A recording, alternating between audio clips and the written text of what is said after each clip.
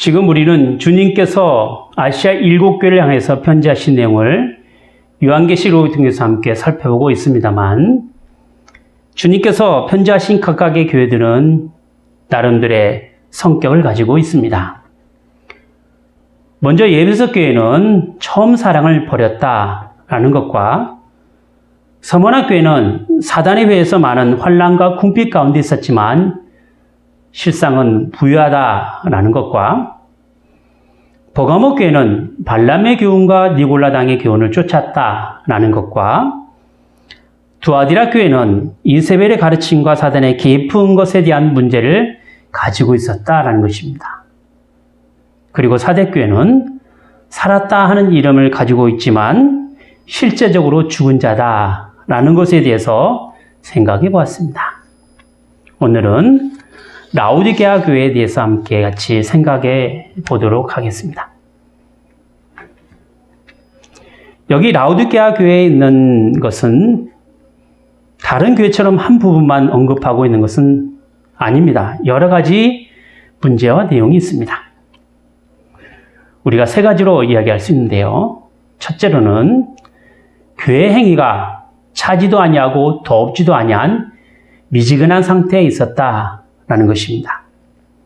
그리고 두 번째로는 스스로 부유한 자다라고 해서 부족한 것이 없다고 하지만 정작 빈곤한 상태고, 그러면서도 자신이 빈곤한 상태라는 것을 알지 모르고 있다라는 것입니다. 그리고 셋째로는 주님께서 문 밖에 서서 두드리고 계신다라는 것입니다.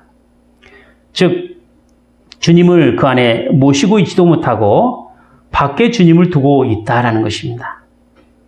여기 라오디게아 교회의 문제는 특별히 우리가 오늘날 시대에 존재하고 있는 교회들 가운데 여러 가지 좀 잘 닮은 점이 발견되는 까닭에 특별히 라오디게아 교회에 대한 생각을 좀 많이 해보도록 하겠습니다.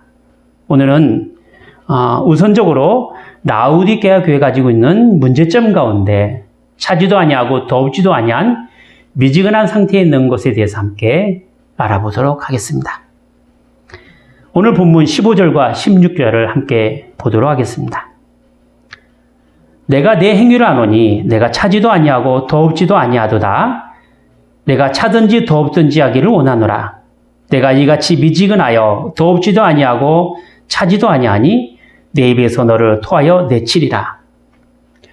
자, 여기 차지도 아니하고 더럽지도 아니하다라는 말의 의미가 무엇일까요? 신앙의 방향성도 없이 이리저리 아무것도 아닌 상태를 두고 미지근한 상태다라고 말할 수가 있는 것인데요.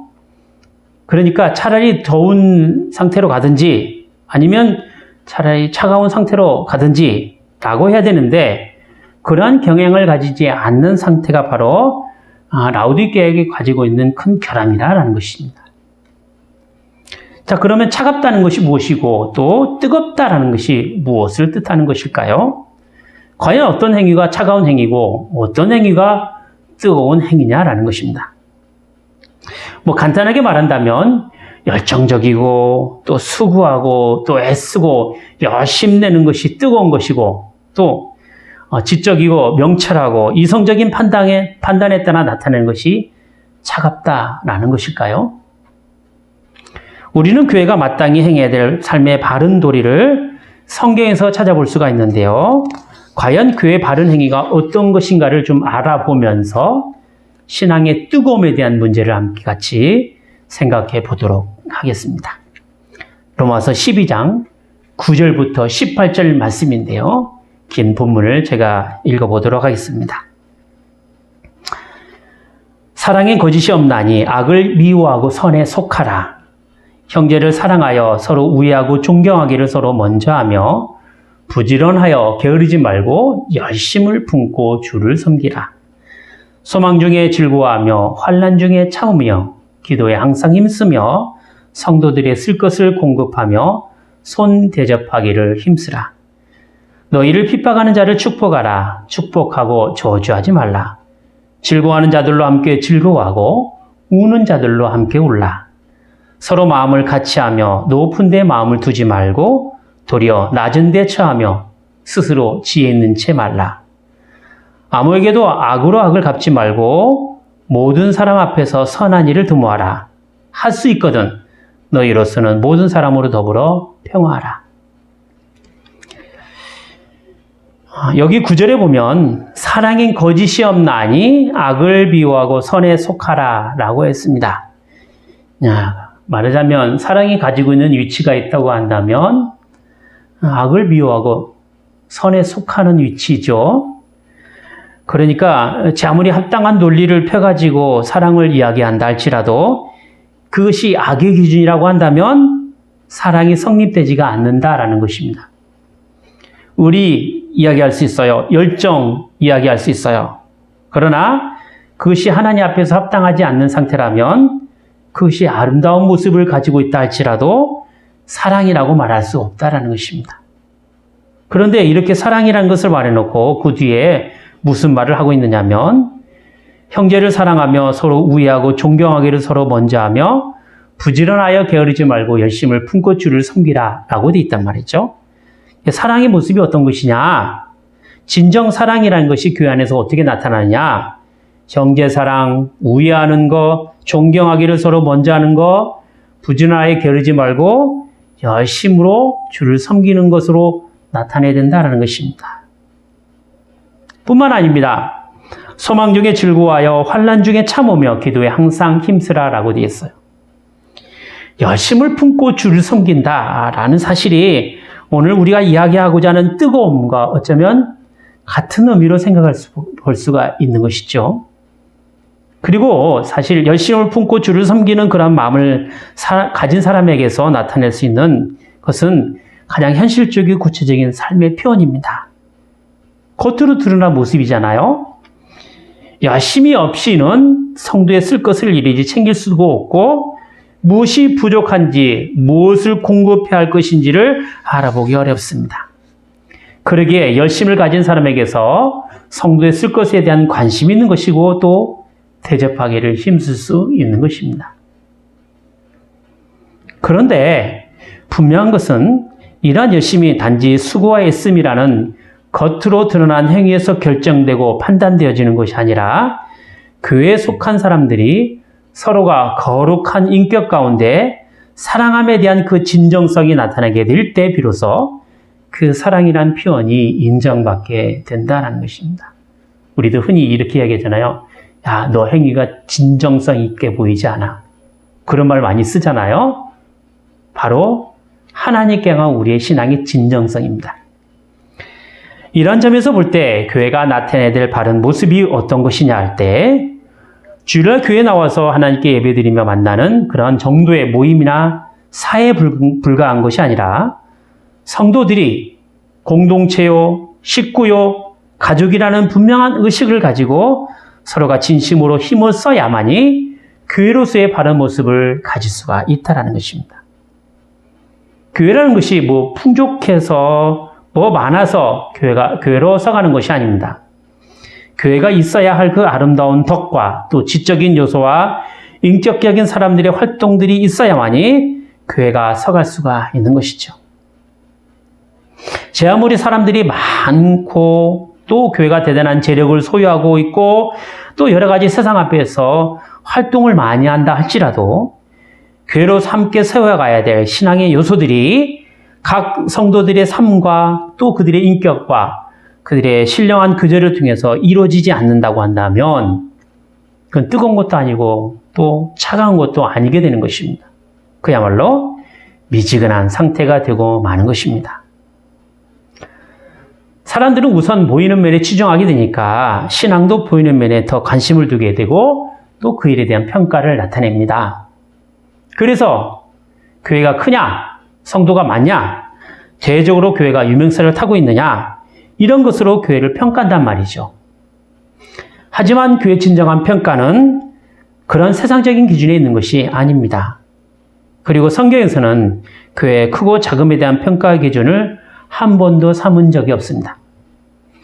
교회의 평가 기준은 언제나 하나님의 말씀이 신실하게 거기에 증거되고 있느냐 하는 것과 그 말씀을 중심으로 하여 교회에 속한 하나님의 권속들이 주 안에서 서로 한 몸을 이루며 교회를 든든히 잘 서게 하고 있느냐, 거기에 있는 것이죠. 하나님께서는 겉모습을 보는 것이 아니라 마음의 중심을 보시는 분이십니다.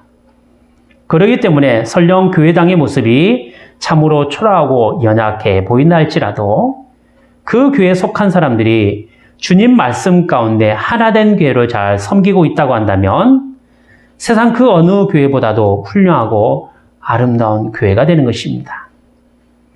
결국은 교회에 속한 사람들이 과연 어떤 마음과 자세를 가지고 교회를 이뤄가고 있느냐에 따라서 하나님 앞에 칭찬받는 교회로 서갈 수가 있는 것입니다. 뜨겁다, 차갑다 하는 기준도 마찬가지입니다. 어떤 사람이 사랑을 한다라고 말할 때 열정적으로 만나고 무슨 대단한 이벤트를 하는 것으로 뜨겁게 사랑한다라고 대체적으로 말을 하지만 진정한 사랑은 사랑하는 사람에 대한 상태나 혹은 그 사람의 필요에 따라 어떻게 하는 것이 옳은 것인지 평소에 늘 생각해서 아주 조그마한 일에도 과연 이 사람이 나를 사랑하고 있구나라는 진정성을 보이게 될 때 사랑한다라고 말할 수 있는 것이죠. 우리가 진정으로 주님을 사랑한다면 그 사랑의 표현을 단지 일주일에 한 번 하는 이벤트로 그치지 마시고 열정적이지 않더라도 또 때로는 대단한 것이 아니라 할지라도 아주 자그마한 일에 여러분이 가지고 있는 주님께 향한 그 진정성 있는 사랑을 보일 수 있어야 합니다. 그래서 여러분의 삶을 통하여 사랑하시는 그 주님의 가치를 높여드리고 여러분이 가지고 있는 그 사랑이 멋지고 대단한 가치가 주님께 있음을 확인하시기 바랍니다. 우리에게 있는 사랑이라는 것은 주님께 향한 사랑을 내가 얼마나 많이 진정성 있게 품고 있느냐에 따라서 그 태도로 나타나게 될 것입니다. 교회에 대한 관심 여부는 주를 사랑하는 마음을 갖는 것과 비례합니다. 왜냐하면 주님께서 당신을 희생하셔서 세운 것이 바로 이 교회이기 때문에 그렇죠. 그리고 주님께서는 이 교회를 통하여 주님의 몸을 이뤄가시고 또 완성시켜 나가십니다. 그렇기 때문에 주님의 몸된 교회를 이루는 일은 주를 사랑한 삶의 실제적인 표현이요 또 증거가 됩니다. 덮어놓고 아무렇게나 열심히 하는 것으로 주를 사랑한다라고 말하는 것이 아닙니다. 사랑이 있는 행동이라고 할 때는 우선 그 일에 대한 일관성이 있어야 합니다. 여러분, 진정성이란 일관성 있게 나타날 때 진정성의 가치가 더 커지는 거예요. 한때 감정으로 사랑한다고 말을 하게 되면 마치 가량잎에 불 붙듯이 활활 타오르다가 금방 꺼지고 말 것입니다. 사랑이란 별스럽지 않다 하더라도 늘 변함없이 나타나야 하며 그것이 인생 전체의 일치성을 가지고 있어야 됩니다. 그래야만이 그 사랑이라는 것이 바르게 평가받을 수가 있는 것이죠. 물론 사랑이라는 그 감정이 필요합니다만 그러나 그런 감정도 정당하게 움직여야 되는 것이지 불륜이나 혹은 외설을 사랑이라고 표현하지 않는단 말이죠. 왜요? 그것도 감정으로 나타나는 것이기 때문에 그렇습니다. 하나님께 향한 사랑도 마찬가지입니다. 주를 향한 믿음의 삶은 좀 별스럽지 않더라도 변함없이 일관성 있게 나타날 수 있어야 합니다. 그리고 이러한 변함없는 신앙의 삶은 전체적인 하나님의 말씀에 맞게 움직여야 합니다. 신앙생활을 한다고 사리에 맞지 않는 행동을 하거나 자기가 경험한 것이 전체적인 교회적인 경험과 일치되지 않는다면 그것은 주님께 향한 사랑도 아니고 바른 신앙도 아니게 되는 것이죠. 여기 라오디게아 교회를 향하여 주님께서는 내가 내 행위를 한다라고 말씀하십니다. 무슨 행위인 거 아니? 차지도 아니하고 덥지도 아니한 네 행위라는 것이죠. 미지근하다라는 이야기입니다. 그러니까 주님께 향한 믿음도 사랑도 아예 없는 건 아니죠. 어느 정도 생색낼 만큼의 신앙은 있습니다. 나쁘게 말하자면 신앙생활을 함에 있어서 자기로 자기 만족 혹은 천당 가는데 거리낌이 된다든지 혹은 자기 양심의 가책 같은 걸 면하기 위해서 적당한 종교를 갖는 거죠. 전체적으로 주님을 뜨겁게 사랑하는 마음으로 자신의 삶 전체로 신앙생활을 하겠다라는 것이 아니란 말이죠. 자기 일생이 주님의 영광을 위해서 사용되어져야 하겠다라는 그런 태도, 주님께서 말씀하신 대로 내 인생의 문제를 결정하고 나가겠다라는 그런 태도가 없이 주님을 섬기기는 섬기되 좋은 것은 자기 자신을 위하여 늘 남겨놓는 그런 태도를 취하는 거죠. 이게 바로 미지근한 상태다라고 말하는 것입니다. 정말 주님을 사랑한다면, 그리고 그 사랑이 진정성 있는 것이라고 한다면 자신의 가장 좋은 것과 또 자신의 전체를 주님을 위하여 드리겠다라는 간절한 마음을 갖게 됩니다. 마태복음에 보면 부자 청년이 주님께 찾아와서 어떻게 해야만이 영생을 얻을 수 있겠습니까? 라는 질문을 하게 되죠. 주님께서 뭐라고 부자 청년에게 말씀하십니까? 계명을 다 지켰느냐? 청년이 계명을 다 지켰다라고 말을 하죠. 그러자 예수님께서는 내가 가지고 있는 그 모든 것들을 가난한 이웃에게 다 나눠주고 나를 쫓으라 이야기합니다. 그러자 그 청년이 어떻게 행동했습니까? 근심하여 돌아갔다라고 합니다. 그러고 나서 예수님께서 뭐라고 말씀하셨습니까?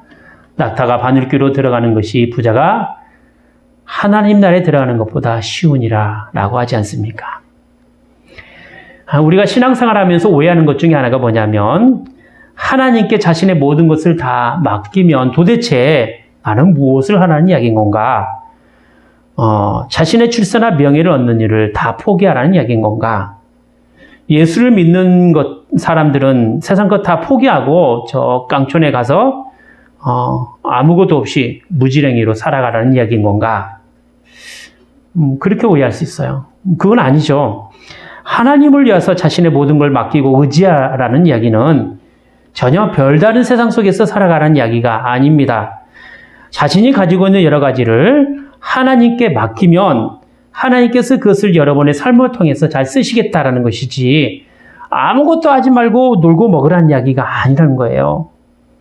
비록 그 일이 여러분에게 자신만만한 것이라 할지라도 주님께 맡겨서 주님께서 여러분을 들어서 사용하시는 그 사실들을 경험하는 거예요. 그래서 하나님께서 내 앞길을 인도하시고 지켜주시는구나. 그게 은혜가 크구나. 이런 것들을 알게 되는 것입니다.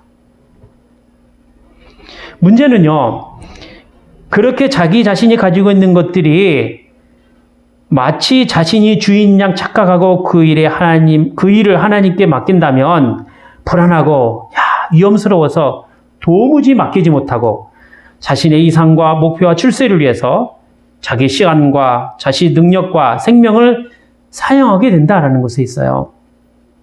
그러면서도 교회를 다니는 일이나 기독교를 섬기는 일에 무관심하는 것도 아니라는 거예요.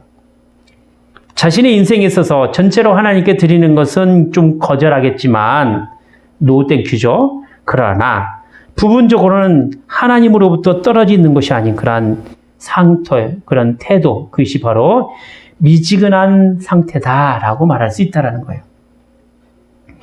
부자 청년을 보면요, 하나님의 계명에 대해서 다른 사람보다도 잘 지킨 모범적인 사람입니다. 말하자면 1등 신랑감이죠. 돈 많고 신앙에 열심히 있고 젊은 청년이기 때문에 그렇죠. 하지만 주님께서 그 마음을 바라볼 때는 너는 너의 인생의 전부를 나에게 주기를 거절하고 자신의 좋은 것들은 자기 자신만을 위하여 쓰려고 그러면서도 어려운 일이 있을 때 도와달라고 하는 그런 마음의 소유자가 바로 너다 라는 걸 간파하신 거죠. 자신의 생활 전체는 자기 원하는 대로 다 하면서 어려운 일에만 주님을 찾겠다라는 것이야말로 어떤 의미에서부터 차지도 아니하고 뜨겁지도 아니한 만성적인 미지근한 신앙의 상태가 된다라는 것입니다. 여러분, 이렇게 될 때 주님께서 어떻게 하시냐면 내 입에서 토하여 내치리라 라는 거예요. 어느 정도 신앙을 생활을 했는데도 불구하고 미지근한 상태가 된다면 토하여 내친다라는 것입니다. 죄된 삶의 특징은요, 자기중심적입니다. 그래서 그 일이 무슨 일이 되었든지 간에 자기 위주로 생각하고 이뤄갑니다. 뭐 예를 들면 공부를 하여서 좋은 학교에 들어가는 거 다 자기 자신을 위해서 합니다. 음식을 만드는 일, 직장 생활하는 일, 그 모든 것도 자신을 위해서 합니다.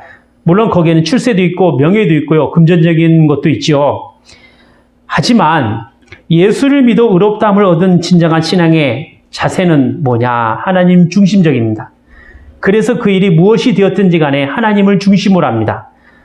공부를 왜 하느냐? 하나님이 원하시는 사람이 되어서 하나님께 영광을 돌리기 위함이에요.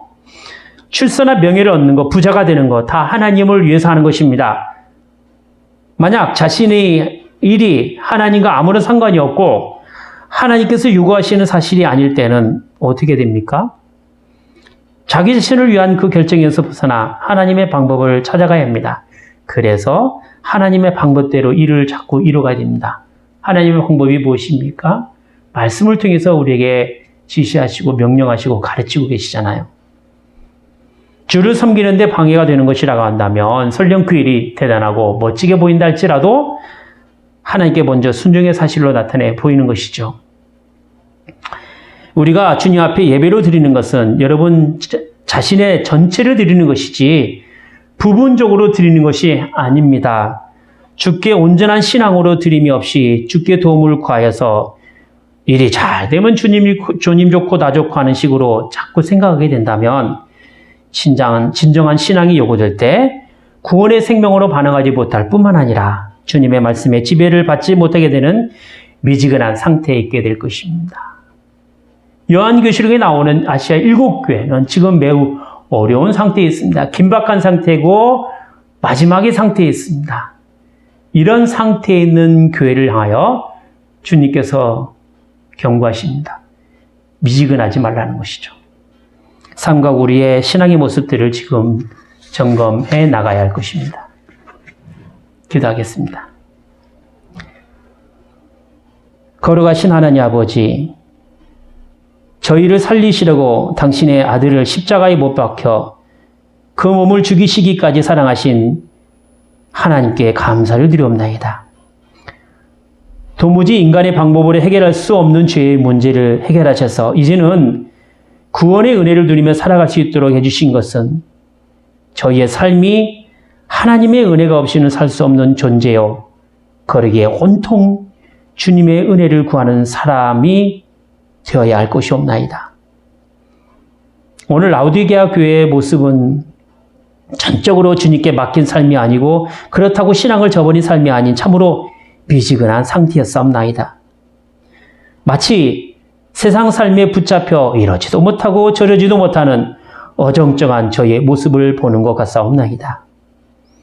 진정 주님을 사랑한다고 고백하는 그 고백이 이제 저희에게 있다고 한다면 이제는 저희의 신앙의 모습들을 되돌아보게 하시며 저희의 삶을 통하여 주님을 얼마나 높여드리며 주님의 존재와 그 주님의 그 가치를 얼마나 귀하게 나타냈는지를 보게 하여 주시옵소서. 지금 저희가 하는 일들이 과연 주님께서 원하시는 것인가를 늘 점검하게 하시며 주님의 인도하심과 일하게 하심에 따라 저에게 주어진 삶의 현장 가운데서 온통 모든 일을 주님께 맡기며 주님께서 저희를 귀하게 하나님의 영광을 위하여 사용되는 놀라운 경험들이 저희 삶을 통해서 나타나게 하여 주시옵소서.